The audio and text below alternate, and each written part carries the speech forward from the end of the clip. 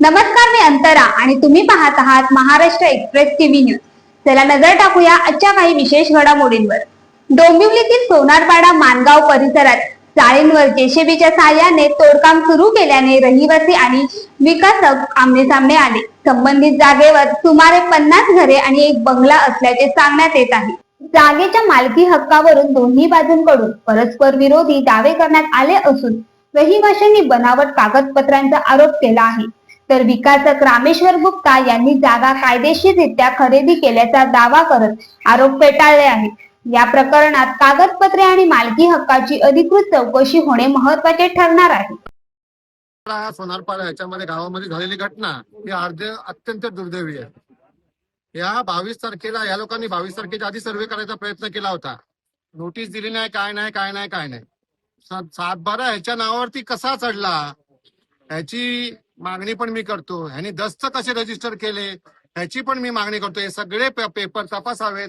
7/12 करताना किंवा हे सर्वे करताना मी स्वतः तिथे उभे होतो. सर्वे मध्ये दिसतोय मागे चाळ आहे, सर्वे करताना दिसतोय की मागे राहतं घर आहे.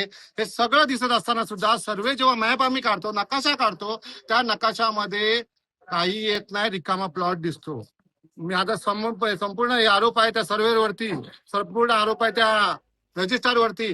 हे सगळे पैसे काळे पैसे घेऊन तुम्ही केलेले आहेत. आज आमच्यावरती आलेले आहे, उद्या तुम्ही पण गाववाले असणार आहात, तुमच्यावर पण ही केस येणार आहे. आज तो माणसाला मारलेला आहे, त्या पोरं अख्ख्या ह्याच्यामध्ये आहेत, ते तो कसे बोलतायत ते त्याचा विचार करा.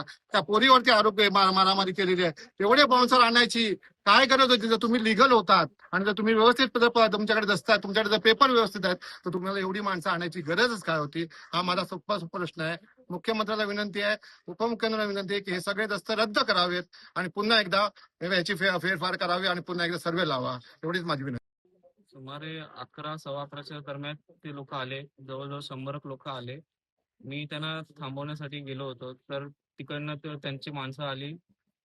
तिथे जे काम करतात रोजचे जे बसलेले असतात, त्यातनं एक जण आला आणि त्याने मोठ्या बांबूचा फटका माझ्या पायावर मारला आणि 4-5 जण येऊन मला मारायला लागले. थांबवण्याचा प्रयत्न करत होतो. मी थांबवण्याचा प्रयत्न करत होतो असताना पण त्यांनी मला खूप मारण्याचा प्रयत्न केला. सगळ्यांनी. रामेश्वर बिंदेश्वर गुप्ता